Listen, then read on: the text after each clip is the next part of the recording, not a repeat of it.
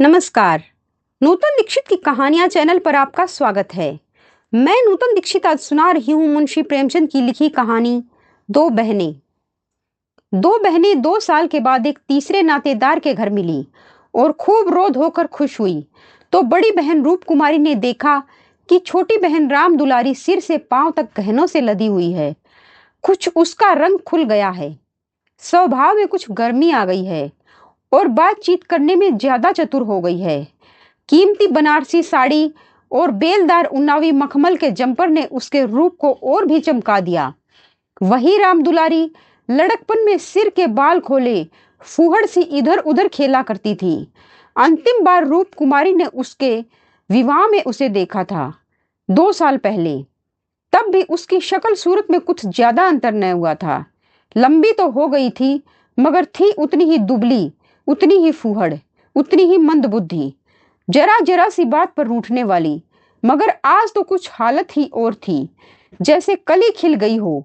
और यह रूप इसने छिपा कहाँ रखा था? नहीं, आंखों को धोखा हो रहा है। यह रूप नहीं, केवल आंखों को लुभाने की शक्ति है। रेशम और मखमल और सोने के बल पर वह रूपरेखा थोड़ी ही बदल जाएगी, फिर भी आंखों में समाई जाती है। 2500 स्त्रियां जमा हैं, मगर यह आकर्षण, यह जादू और किसी में नहीं। कहीं आईना मिलता तो वह जरा अपनी सूरत भी देखती। घर से चलते समय उसने आईना देखा था। अपने रूप को चमकाने के लिए जितना सान चढ़ा सकती थी, उससे कुछ अधिक ही चढ़ाया था। लेकिन अब वह सूरत जैसे स्मृति में मिट गई। उसकी धुंधली सी परछाई भी हृदय पट पर है। उसे फिर देखने के लिए वह बेकरार हो रही है। वह अब तुलनात्मक दृष्टि से देखेगी। राम दुलारी में यह आकर्षण कहाँ से आया, इस रहस्य का पता लगाएगी। यूं उसके पास मेकअप की सामग्रियों के साथ छोटा सा आईना भी है, लेकिन भीड़ भाड़ में वह आईना देखने या बनाव श्रृंगार की आदी नहीं है। ये औरतें दिल में न जाने क्या समझें। मगर यहाँ कोई आईना तो होगा ही, ड्राइंग रूम में जरूर ही होगा। वह उठकर ड्राइंग रूम में गई और कद्दे में आदम शीशे में अपनी सूरत देखी। वहां इस वक्त और कोई न था। मर्द बाहर सहन में थे, औरतें गाने बजाने में लगी हुई थी। उसने आलोचनात्मक दृष्टि से एक एक अंगों के एक एक विन्यास को देखा। उसका अंग विन्यास, उसकी मुख छवि निष्कलंक है, मगर वह ताजगी, वह मादकता, वह माधुर्य नहीं है। हाँ, नहीं है। वह अपने को धोखे में नहीं डाल सकती। कारण क्या है? यही कि राम दुलारी आज खिली है। उसे खिले जमाना हो गया, लेकिन इस ख्याल से उसका चित्त शांत नहीं होता। वह राम दुलारी से हेठी बनकर नहीं रह सकती। ये पुरुष भी कितने गावदी होते हैं, किसी में भी सच्चे सौंदर्य की परख नहीं। इन्हें तो जवानी और चंचलता और हाव भाव चाहिए। आंखें रख कर भी अंधे बनते हैं। भला इन बातों का आपस में क्या संबंध? ये तो उम्र के तमाशे हैं। असली रूप तो वह है जो समय की परवाह न करे। उसके कपड़ों में राम दुलारी को खड़ा कर दो, फिर देखो यह सारा जादू कहाँ उड़ जाता है। चुड़ैल सी नजर आए, मगर इन अंधों को कौन समझाए। मगर राम दुलारी के घर वाले तो इतने संपन्न थे। विवाह में जो जोड़े और गहने आए थे वे तो बहुत ही निराशाजनक थे। खुशहाली का दूसरा कोई सामान भी न था। इसके ससुर एक रियासत के मुख्तार आम थे और दूल्हा कॉलेज में पढ़ता था। इन 2 सालों में कहां से यह हुनर बरस गया, कौन जाने। गहने कपड़े मांग लाई हूं। कपड़े भी मांगे हो सकते हैं। कुछ औरतों को अपनी हैसियत बढ़ाकर दिखाने की लत होती है, तो वह स्वांग राम दुलारी को मुबारक रहे। मैं जैसी हूं वैसी अच्छी हूं। प्रदर्शन का यह रोग कितना बढ़ता जाता है। घर में रोटियों का ठिकाना नहीं है। मर्द 25-30 रुपए पर कलम घिस रहा है, लेकिन देवी जी घर से निकलेंगी तो इस तरह बन ठन कर मानो कहीं की राजकुमारी हैं। बिसातियों के और दर्जियों के तकाजे सहेंगी, बजाज के सामने हाथ जोड़ेंगी और शोहर की घुड़कियां खाएंगी। रोएंगी, रूठेंगी, मगर प्रदर्शन के उन्माद को नहीं रोकती। घर वाले भी सोचते होंगे कितनी छिछोरी तबीयत है इनकी, मगर यहाँ तो देवी जी ने बेहयाई पर कमर बांध ली है। कोई कितना ही हंसे बेहया की बला से, उन्हें तो बस यही धुन सवार है कि जिधर से निकल जाएं उधर लोग हृदय पर हाथ रख कर रह जाएं। राम दुलारी ने जरूर किसी से गहने और जेवर मांग लिए। बेशर्म जो है, उसके चेहरे पर आत्मसम्मान की लाली दौड़ गई। न सही उसके पास जेवर और कपड़े, उसे किसी के सामने लज्जित तो नहीं होना पड़ता, किसी से मुंह तो नहीं चुराना पड़ता। 1-1 लाख के तो उसके 2 लड़के हैं, भगवान उन्हें चिरायु करे, वह इसी में खुश है। खुद अच्छा पहन ले और अच्छा खा लेने से जीवन का उद्देश्य नहीं पूरा हो जाता। उसके घर वाले गरीब हैं, पर उनकी इज्जत तो है, किसी का गला तो नहीं दबाते, किसी का शाप तो नहीं लेते। इस तरह अपने मन को ढांढस देकर वह फिर बरामदे में आई तो राम दुलारी ने जैसे उसे दया की आंखों से देखकर कहा, जीजाजी की कुछ तरक्की वर्क की हुई कि नहीं बहन, या अभी तक वही 75 रुपए पर कलम घिस रहे हैं? रूप कुमारी की देह में आग सी लग गई। ओफ पोरे दिमाग, मानो इसका पति लाठ ही तो है। अकड़ कर बोली, तरक्की क्यों नहीं हुई, अब 100 के ग्रेड में हैं। आजकल यह भी गनीमत है, नहीं अच्छे अच्छे एमए पासों को देखते हूं कि कोई टके को नहीं पूछता। तेरा शोर तो अब बीए में होगा। राम दुलारी ने नाक सिकोड़ कर कहा, उन्होंने तो पढ़ना छोड़ दिया बहन, पढ़कर औकात खराब करना था और क्या। एक कंपनी के एजेंट हो गए हैं, अब 250 रुपये महावर पाते हैं, कमीशन ऊपर से 5 रुपये रोज सफर खर्च के भी मिलते हैं। यह समझ लो कि 500 का औसत पड़ जाता है। 150 महावर तो उनका निज खर्च है बहन। ऊंचे ओहदे के लिए अच्छी हैसियत भी तो चाहिए। 350 बेदाग घर दे देते हैं, उसमें से 100 रुपये मुझे मिलते हैं। 250 में घर का खर्च खुशफैली से चल जाता है।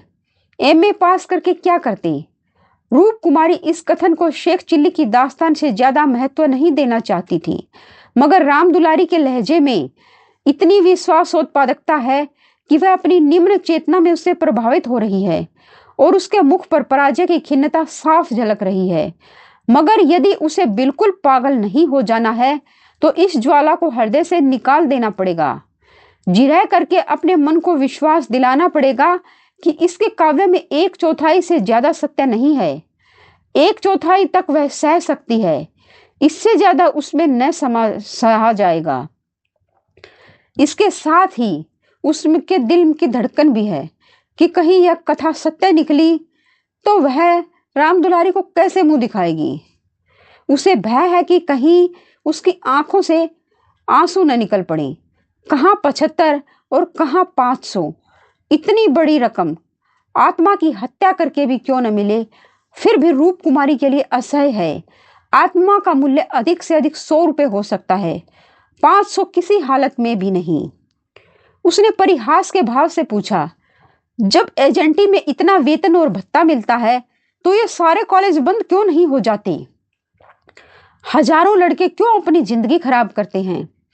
राम दुलारी बहन के खिसियानेपन का आनंद उठाती हुई बोली, बहन तुम यहां भूल रही हो, एमए तो सभी पास कर सकते हैं, मगर एजेंटी बिरले ही किसी को आती है। यह तो ईश्वर की देन है।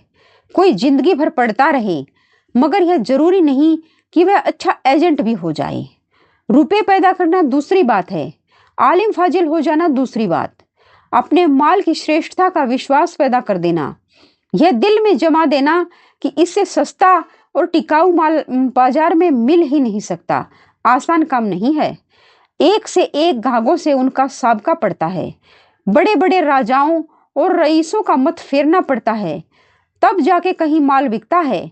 मामूली आदमी तो राजाओं और नवाबों के सामने ही न जा सके, पहुंच ही न हो, और किसी तरह पहुंच भी हो जाए तो जबान न खुले। पहले पहले तो इन्हें भी झिझक हुई थी, मगर अब तो इस सागर के मगर हैं। अगले साल तरक्की होने वाली है। रूप कुमारी की धमनियों में रक्त की गति जैसे बंद हुई जा रही थी। निर्दयी आकाश गिर क्यों नहीं पड़ता? पाषाण हृदय धरती फट क्यों नहीं जाती? यह कहाँ का न्याय है कि रूप कुमारी जो रूपवती है, तमीजदार है, सुगढ़ है, पति पर जान देती है, बच्चों को प्राणों से ज्यादा चाहती है, थोड़े में गृहस्थी को इतने अच्छे ढंग से चलाती है, उसकी तो यह दुर्गति। और यह घमंडिन बदतमीज विलासनी चंचल मुंह फट छोकरी जो अभी तक सिर खोले घूमा करती थी रानी बन जाए, मगर उसे अब भी कुछ आशा बाकी थी। शायद आगे चलकर उसके चित्त की शांति का कोई मार्ग निकल आए। उसी परिहास के स्वर में बोली, तब तो शायद 1000 मिलने लगेंगे। 1000 तो नहीं, पर 600 में संदेह नहीं। कोई आंखों का अंधा मालिक फंस गया होगा। व्यापारी आंखों के अंधे नहीं होते दीदी, उनकी आंखें हमारी तुम्हारी आंखों से कहीं तेज होती हैं। जब तुम उन्हें 6000 कमा कर दो, तब कहीं 600 मिले। जो सारी दुनिया को चराए उसे कौन बेवकूफ बनाएगा। परिहास से काम न चलते देखकर रूप कुमारी ने अपमान का अस्त्र निकाला। मैं तो इसे बहुत अच्छा पेशा नहीं समझती। सारे दिन झूठ के तुमार बांधो, यह तो ठग विद्या है। राम दुलारी जोर से हंसी। बहन, पर उसने पूरी विजय पाई थी। इस तरह तो जितने वकील बैरिस्टर हैं सभी ठग विद्या करते हैं। अपने मुवक्किल के फायदे के लिए उन्हें क्या नहीं करना पड़ता। झूठी शहादतें तक बनानी पड़ती हैं, मगर उन्हीं वकीलों और बैरिस्टरों को हम अपना लीडर कहते हैं। उन्हें अपनी कौमी सभाओं का प्रधान बनाते हैं, उनकी गाड़ियां खींचते हैं, उन पर फूलों और अशरफियों की वर्षा करते हैं, उनके नाम से सड़कें, प्रतिमाएं और संस्थाएं बनाते हैं। आजकल दुनिया पैसा देखती है। आजकल ही क्यों, हमेशा से धन की यही महिमा रही है। पैसे कैसे आए यह कोई नहीं देखता। जो पैसे वाला है उसी की पूजा होती है।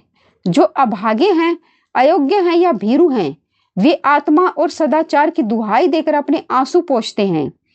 नहीं, आत्मा और सदाचार को कौन पूछता है। रूप कुमारी खामोश हो गई। अब उसे यह सत्य उसकी सारी वेदनाओं के साथ स्वीकार करना पड़ेगा कि राम दुलारी सबसे ज्यादा भाग्यवान है। इससे अब त्राण नहीं। परिहास या अनादर से वह अपनी तंग दिली का प्रमाण देने के सिवा और क्या कर पाएगी। उसे किसी बहाने से राम दुलारी के घर जाकर असलियत की छानबीन करनी पड़ेगी। अगर राम दुलारी वास्तव में लक्ष्मी का वरदान पा गई हैं, तो रूप कुमारी अपनी किस्मत ठोक कर बैठ रहेगी। समझ लेगी कि दुनिया में कहीं न्याय नहीं है, कहीं ईमानदारी की पूछ नहीं है। मगर क्या सचमुच उसे इस विचार से संतोष होगा? यहाँ कौन ईमानदार है? वही जिसे बेईमानी करने का अवसर नहीं है और न इतनी बुद्धि या मनोबल है कि वह अवसर पैदा कर ले। उसके पति 75 रुपए पाते हैं, पर क्या 10-20 रुपए और मिल जाएं तो वह खुश होकर न ले लेंगे? उनकी ईमानदारी और सत्यवादिता उसी समय तक है जब तक अवसर नहीं मिलता। जिस दिन मौका मिला सारी सत्यवादिता धरी रह जाएगी। और क्या रूप कुमारी में इतना नैतिक बल है कि वह अपने पति को हराम का माल हजम करने से रोक दे? रोकना तो दूर की बात है, वह प्रसन्न होगी, शायद पतिदेव की पीठ ठोकेगी। अभी उनके दफ्तर से आने के समय पर वह मन मारे बैठी रहती है। तब वह द्वार पर खड़ी होकर उनकी बाट जोहेगी और जो ही वह घर में आएंगे उनकी जेबों की तलाशी लेगी। आंगन में गाना बजाना हो रहा था। राम दुलारी उमंग के साथ गा रही थी और रूप कुमारी वहीं बरामदे में उदास बैठी हुई थी। न जाने क्यों उसके सिर में दर्द होने लगा था। कोई गाए कोई नाचे, उससे प्रयोजन नहीं। वह तो अभागिन है, रोने के लिए पैदा की गई है। 9 बजे रात को मेहमान रुखसत होने लगे। रूप कुमारी भी उठी, एक्का मंगवाने जा रही थी कि राम दुलारी ने कहा, एक्का मंगवाकर क्या करोगी बहन? मुझे लेने के लिए कार आती होगी। चलो 2-4 दिन मेरे यहाँ रहो, फिर चली जाना। मैं जीजा जी को कहला भेजूंगी, तुम्हारा इंतजार न करें। रूप कुमारी का यह अंतिम अस्त्र भी बेकार हो गया। राम दुलारी के घर जाकर हालचाल की टोल लेने की इच्छा गायब हो गई। वह अब अपने घर जाएगी और मुंह ढांप कर पड़ी रहेगी। इन फटे हालों में क्या किसी के घर जाए? बोली, नहीं, अभी तो मुझे फुर्सत नहीं है। बच्चे घबरा रहे होंगे, फिर कभी आऊंगी। क्या रात भर भी न ठहरोगी? नहीं। अच्छा बताओ कब आओगी? मैं सवारी भेज दूंगी, मैं खुद कहला भेजूंगी। तुम्हें याद न रहेगी, साल भर हो गया, भूल कर भी याद न किया। मैं इसी इंतजार में थी कि दीदी बुलावें तो चलूं। एक ही शहर में रहते हैं, फिर भी इतनी दूर कि साल भर गुजर जाए और मुलाकात तक न हो। रूप कुमारी इसके सिवा और क्या कहे कि घर के कामों से छुट्टी नहीं मिलती। कई बार उसने इरादा किया कि दुलारी को बुलाए, मगर अवसर ही न मिला। सहसा दुलारी के पति मिस्टर गुरु सेवक ने आकर बड़ी साली को सलाम किया। बिल्कुल अंग्रेजी सज धज, मुंह में चुरूट, कलाई पर सोने की घड़ी, आंखों पर सुनहरी ऐनक, जैसे कोई सिविलियन हो। चेहरे से जेहानत और शराफत बरस रही थी। वह इतना रूपवान और सजीला है, रूप कुमारी को अनुमान न था। कपड़े जैसे उसकी देह पर खिल रहे थे। आशीर्वाद देकर बोली, आज यहां न आती तो मुझसे मुलाकात क्यों होती। गुरु सेवक हंसकर बोला, यह उल्टी शिकायत क्यों? कभी आपने बुलाया और मैं न गया? मैं नहीं जानती थी कि तुम अपने को मेहमान समझते हो, वह भी तो तुम्हारा ही घर है। राम दुलारी देख रही थी कि मन में उससे ईर्ष्या रखते हुए भी वह कितनी वाणी मधुर, कितनी स्निग्ध, कितनी अनुग्रह प्रार्थी होती जा रही है। गुरु सेवक ने उदार मन से कहा, हाँ अब मान गया भाभी साहब, बेशक मेरी गलती है। इस दृष्टि से मैंने विचार नहीं किया था, मगर आज तो मेरे घर रहिए। नहीं, आज बिल्कुल अवकाश नहीं है, फिर कभी आऊंगी। लड़के घबरा रहे होंगे। राम दुलारी बोली, मैं कितना कह के हार गई, मानती ही नहीं। दोनों बहनें कार की पिछली सीट पर बैठी। गुरु सेवक ड्राइव करता हुआ चला। जरा देर में उनका मकान आ गया। राम दुलारी ने फिर बहन से उतरने के लिए आग्रह किया, पर वह न मानी। लड़के घबरा रहे होंगे। आखिर राम दुलारी उससे गले मिलकर अंदर चली गई। गुरु सेवक ने कार बढ़ाई। रूप कुमारी ने उड़ती हुई निगाह से राम दुलारी का मकान देखा और वह ठोस सत्य एक शलाका की भांति उसके कलेजे में चुभ गया। कुछ दूर जाकर गुरु सेवक बोला, भाभी मैंने तो अपने लिए अच्छा रास्ता निकाल लिया है। अगर 2-4 साल इसी तरह काम करता रहा तो आदमी बन जाऊंगा। रूप कुमारी ने सहानुभूति के साथ कहा, राम दुलारी ने मुझे बताया था, भगवान करे जहां रहो खुश रहो, मगर जरा हाथ पैर संभाल के रहना। मैं मालिक की आंख बचाकर 1 पैसा भी लेना पाप समझता हूं भाभी। दौलत का मजा तो तभी है कि ईमान सलामत रहे। ईमान खोकर पैसे मिले तो क्या, मैं ऐसी दौलत को त्याज्य मानता हूं। और आंख किसकी बचाऊं? सब स्याह सफेद तो मेरे हाथ में है। मेरा मालिक तो रहा नहीं, केवल उसकी बेवा है।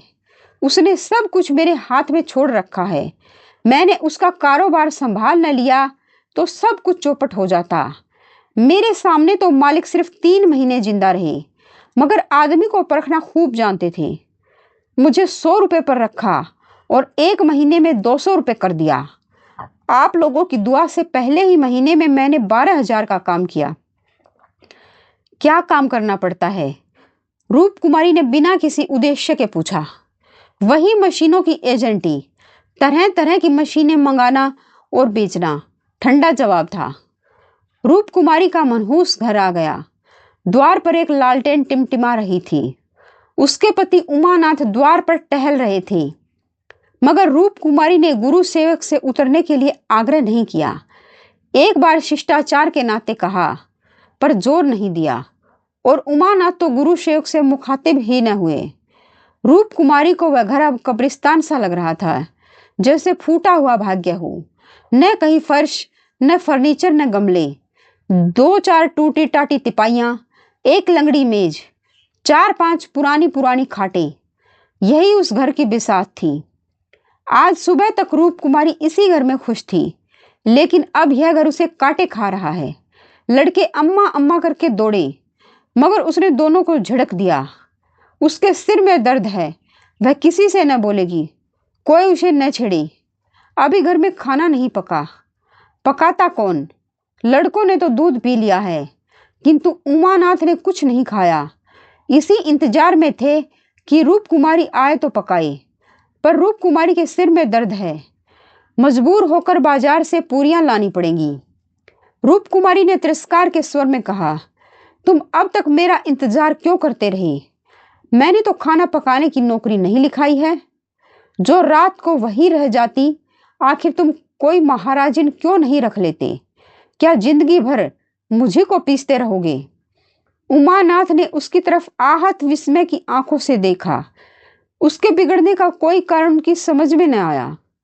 रूप कुमारी से उन्होंने हमेशा निरापद सहयोग पाया है, निरापद ही नहीं सहानुभूतिपूर्ण भी। उन्होंने कई बार उससे महाराजिन रख लेने का प्रस्ताव खुद किया था, पर उसने बराबर यही जवाब दिया कि आखिर मैं बैठे बैठे क्या करूंगी, 4-5 रुपए का खर्च बढ़ाने से क्या फायदा, यह पैसे तो बच्चों के मक्खन में खर्च होते हैं। और आज वह इतनी निर्ममता से उलाहना दे रही है जैसे गुस्से में भरी हो। अपनी सफाई देते हुए बोले, महाराजिन रखने के लिए तो मैंने खुद तुमसे कई बार कहा, तो लाकर रख क्यों न दिया, मैं उसे निकाल देती तो कहते। हाँ, यह गलती हुई, तुमने कभी सच्चे दिल से नहीं कहा। रूप कुमारी ने और भी प्रचंड होकर कहा, तुमने केवल मेरा मन लेने के लिए कहा। मैं ऐसी भोली नहीं हूं कि तुम्हारे मन का रहस्य न समझूं। तुम्हारे दिल में कभी मेरे आराम का विचार आया ही नहीं। तुम तो खुश थे कि अच्छी लौंडी मिल गई है, एक रोटी खाती है और चुपचाप पड़ी रहती है, महज खाने और कपड़े पर, यह भी जब घर की जरूरतों से बचे। 75 रुपया लाकर मेरे हाथ पर रख देते हो, और सारी दुनिया का खर्च। मेरा दिल ही जानता है मुझे कितनी कतर ब्यौत करनी पड़ती है। क्या पहनूं, क्या ओढ़ूं, तुम्हारे साथ जिंदगी खराब हो गई। संसार में ऐसे मर्द भी हैं जो स्त्री के लिए आसमान के तारे तोड़ लाते हैं। गुरु सेवक ही को देखो, दूर क्यों जाओ, तुमसे कम पढ़ा है, उम्र में तुमसे कहीं कम है, मगर 500 का महीना लाता है और राम दुलारी रानी बनी बैठी रहती है। तुम्हारे लिए यही 75 रुपए बहुत हैं।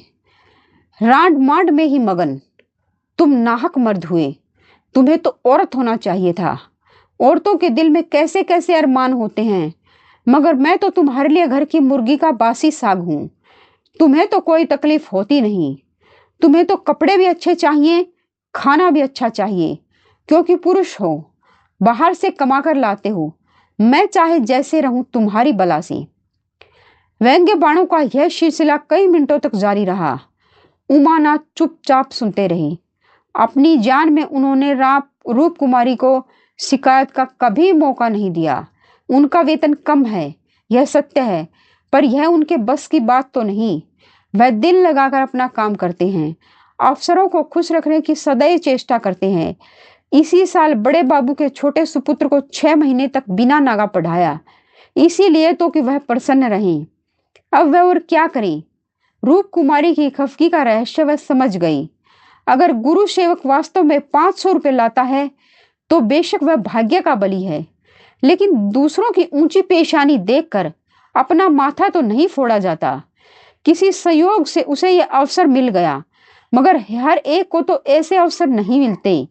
वह इसका पता लगाएंगे कि सचमुच उसे 500 ही मिलते हैं या महज डींग है, और मान लिया कि 500 मिलते हैं, तो क्या इससे रूप कुमारी को यह हक है कि वह उनको ताने दे और उन्हें जली कटी सुनाए। अगर इसी तरह वह भी रूप कुमारी से ज्यादा रूपवती और सुशीला रमणी को देखकर रूप कुमारी को कोसना शुरू करे तो कैसा हो। रूप कुमारी सुंदरी है, मृदु भाषणी है, त्यागमयी है, लेकिन उससे बढ़कर सुंदरी, मृदु भाषणी, त्यागणी देवियों की कोई कमी नहीं। तो क्या इस कारण वह रूप कुमारी का अनादर करे। एक समय था जब उनकी नजरों में रूप कुमारी से ज्यादा रूपवती रमणी संसार में न थी, लेकिन वह उन्माद कब का शांत हो गया। भावुकता के संसार से वास्तविक जीवन में आए उन्हें एक युग बीत गया। अब तो विवाहित जीवन का उन्हें काफी अनुभव हो गया है। एक को दूसरे के गुण दोष मालूम हो गए हैं। अब तो संतोष ही में उनका जीवन सुखी रह सकता है। मगर रूप कुमारी समझदार होकर भी इतनी मोटी सी बात नहीं समझती। फिर भी उन्हें रूप कुमारी से सहानुभूति हुई। वह उदार प्रकृति के आदमी थे और कल्पनाशील भी। उसकी कटु बातों का कुछ जवाब न दिया, शरबत की तरह पी गए। अपनी बहन के ठाठ देखकर एक क्षण के लिए रूप कुमारी के मन में ऐसे निराशाजनक, अन्यायपूर्ण, दुखद भावों का उठना बिल्कुल स्वाभाविक है। रूप कुमारी कोई सन्यासिनी नहीं, विरागिनी नहीं कि हर एक दशा में अविचलित रहे। इस तरह अपने मन को समझाकर उमानाथ ने गुरु सेवक के विषय में तहकीकात करने का संकल्प किया। 1 सप्ताह तक रूप कुमारी मानसिक अशांति की दशा में रही। बात बात पर झुंझलाती, लड़कों को डांटती, पति को कोसती, अपने नसीबों को रोती। घर का काम तो करना ही पड़ता था। लेकिन अब इस काम में उसे आनंद न आता था। बेकार सी टालती थी। घर की जिन पुरानी धुरानी चीजों से उसका आत्मीय संबंध सा हो गया था, जिनकी सफाई और सजावट में वह व्यस्त रहा करती थी, उनकी तरफ अब आंख उठाकर भी न देखती। घर में एक ही खिदमतगार था। उसने जब देखा बहूजी घर की तरफ से खुद ही लापरवाह है, तो उसे क्या गरज थी कि सफाई करता। जो चीज जहां पड़ी थी वहीं पड़ी रहती, कौन उठाकर ठिकाने से रखे। बच्चे माँ से बोलते डरते थे और उमानाथ तो उसके साये से भागते थे। जो कुछ सामने थाली में आ जाता उसे पेट में डाल लेते और दफ्तर चले जाते। दफ्तर से लौटकर दोनों बच्चों को साथ ले लेते और कहीं घूमने निकल जाते। रूप कुमारी से कुछ कहना बारूद में दिया सलाई लगाना था। हाँ, उनकी यह तहकीकात जारी थी। एक दिन उमानाथ दफ्तर से लौटे तो उनके साथ गुरु सेवक भी थे। रूप कुमारी ने आज कई दिनों के बाद परिस्थितियों से सहयोग कर लिया था और इस वक्त झाड़न लिए कुर्सियों और तिपाइयां साफ कर रही थी। गुरु सेवक ने अंदर पहुंचकर सलाम किया। रूप कुमारी दिल में कट गई।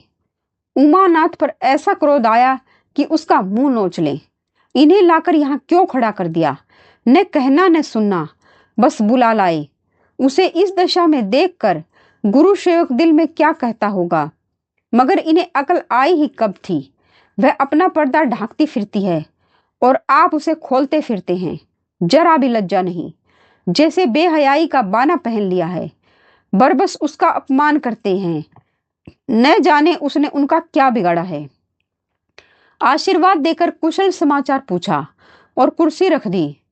गुरु सेवक ने बैठते हुए कहा, आज भाई साहब ने मेरी दावत की है। मैं उनकी दावत पर तो न आता, लेकिन जब उन्होंने कहा तुम्हारी भाभी का कड़ा तकाजा है, तब मुझे समय निकालना पड़ा था। रूप कुमारी ने बात बनाई। घर का कलह छिपाना पड़ा। तुमसे उस दिन कुछ बातचीत न हो पाई, जी लगा हुआ था। गुरु सेवक ने कमरे के चारों तरफ नजर दौड़ाकर कहा, इस पिंजड़े में तो आप लोगों को बड़ी तकलीफ होती होगी। रूप कुमारी को ज्ञात हुआ यह युवक कितना सुरुचिहीन, कितना अरसिक है। दूसरों के मनोभावों का आदर करना जैसे जानता ही नहीं। इसे इतनी सी बात भी नहीं मालूम कि दुनिया में सभी भाग्यशाली नहीं होते।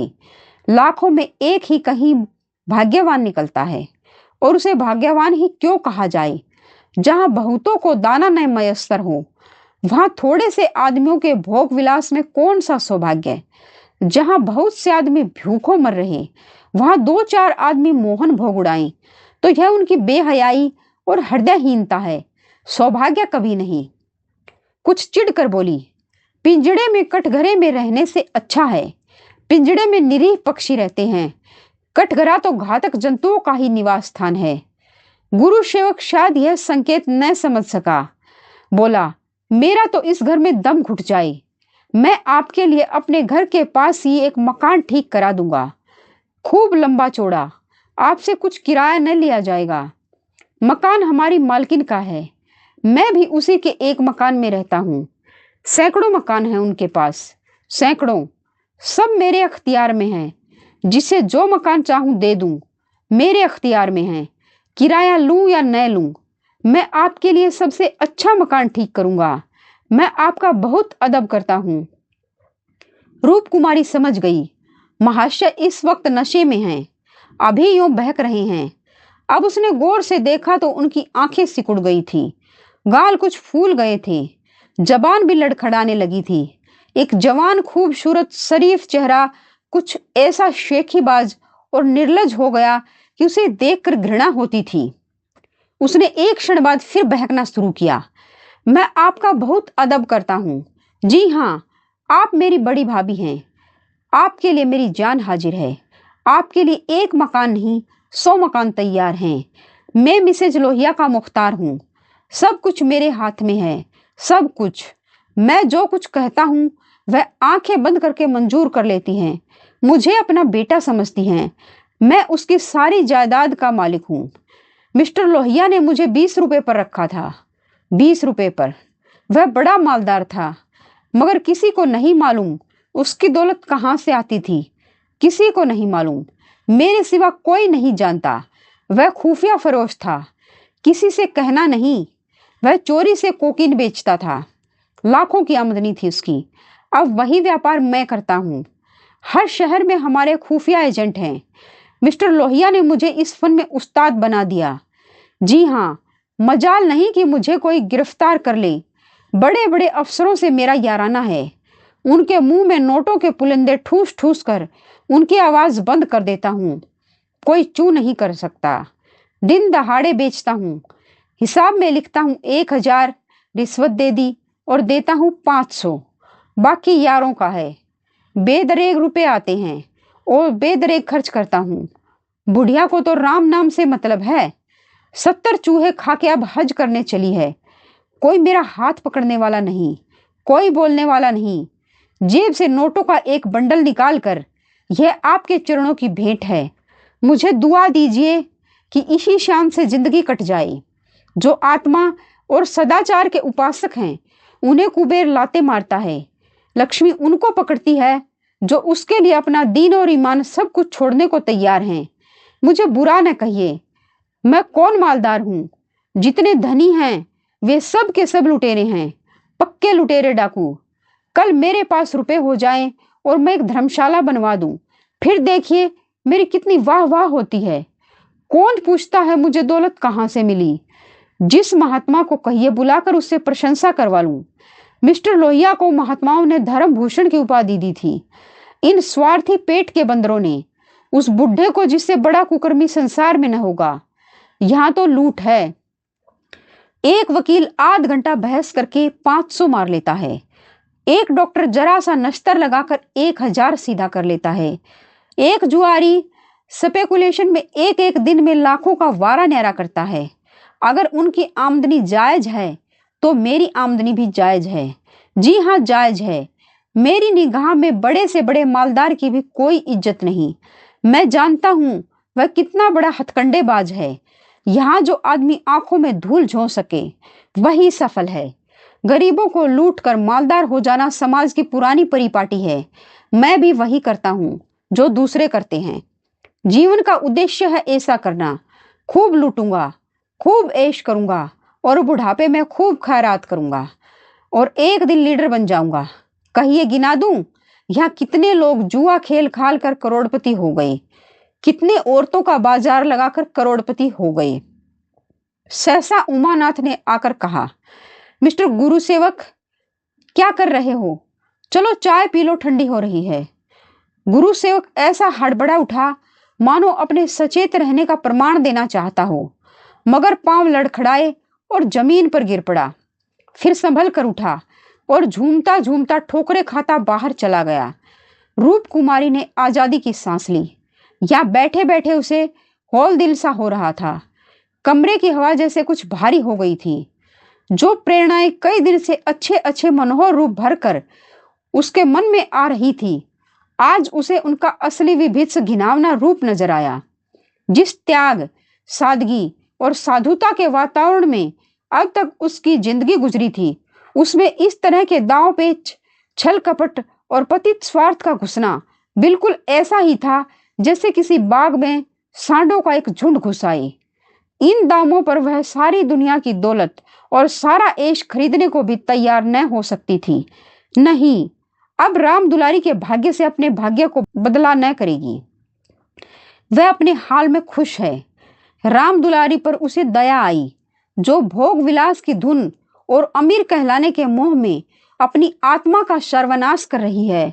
वह बेचारी भी क्या करे? गुरु सेवक का भी क्या दोष है? जिस समाज में दौलत पूजी जाती है, जहां मनुष्य का मोल उसके बैंक अकाउंट और टीम टाम से आंका जाता है, जहां पग पग पर प्रलोभनों का जाल बिछा हुआ है और समाज की कुव्यवस्था आदमी में ईर्ष्या, द्वेष, अपहरण और नीचता के भावों को उकसाती है, उभारती रहती है। गुरु सेवक और राम दुलारी उस जाल में फंस जाएं, उस प्रवाह में बह जाएं, तो कोई अचरज नहीं।